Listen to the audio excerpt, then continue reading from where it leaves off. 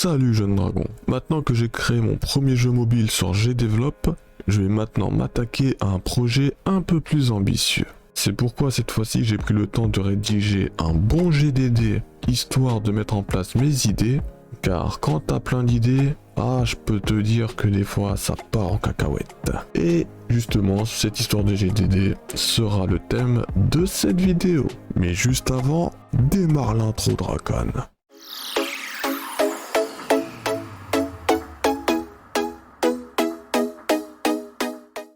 Bon, la one page de Car Pursuit Run. Comme tu peux le voir, cette page me sert d'introduction. Par exemple, dans mon jeu, le joueur incarne une voiture de son choix. Et pendant un run, le joueur doit esquiver les obstacles jusqu'à atteindre la ligne d'arrivée. Et ce n'est pas tout, car plus le joueur s'approche de l'objectif, et plus la vitesse du véhicule augmente. Et aussi vers la fin de chaque niveau, un gros tank bien badass, histoire d'ajouter un bon coup de stress au joueur. Ça fait toujours plaisir. C'est grosso modo ce que j'ai mis dans la one page. Ensuite, dans un GDD, il faut de la concurrence, pour deux raisons. La première, voir ce qui se fait le mieux dans un jeu de type run, dans mon cas en tout cas. Par exemple, ça aurait été un RPG, ça aurait été de regarder ce qui se fait le mieux dans un jeu RPG. Ensuite, raison numéro 2, ajouter de l'innovation. Et justement, en parlant d'innovation, parlons USP. Et comme tu peux le voir, le point innovant que je m'apprête à ajouter dans ce jeu de run 2D, je précise, c'est un jeu de run 2D, style Mario Sonic, c'est que la voiture va rouler de plus en plus vite.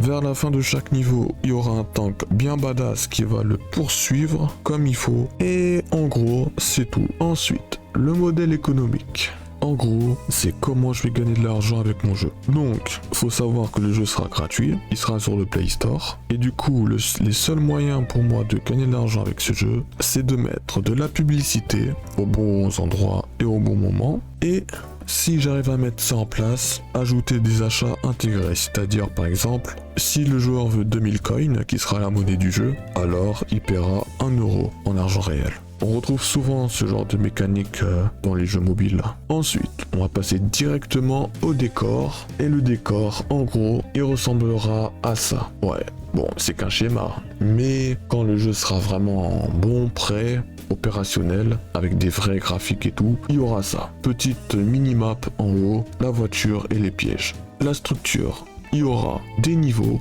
normal, 1, 2, 3, 4, 5, et des niveaux secrets qui vont se traduire avec un S. Les niveaux secrets se débloquent que si le joueur achète avec des coins. Et bien sûr, je mettrai une différence comparée au niveau normal. J'en dis pas plus, ce sera la surprise. Et ouais, appelle-moi Papa Noël mon gars. Maintenant, on va passer à la dernière partie du GDD, les tableaux. Perso, je kiffe faire des tableaux. Oh oui, je surkiffe. Bon, analysons le pic par exemple. Un pic facile à esquiver va se déclencher à 10 mètres de la voiture et sa dimension sera petite, histoire qu'il soit facile à esquiver justement quand la voiture va sauter. Car j'ai pas dit, mais la voiture peut sauter et se baisser. Ouais, je sais, c'est original. Ensuite, à l'inverse d'une pique difficile, comme tu peux le voir dans ce beau schéma, c'est que le pic difficile va spawn à 2 mètres de la voiture, donc très près. Et en plus, au niveau de la dimension, il sera super large et imposant. Et en bonus, ce gros pic va faire du mouvement de droite à gauche. En gros, il va danser. Oh oui, on aime la danse. Et donc, ça va le rendre beaucoup plus difficile à esquiver.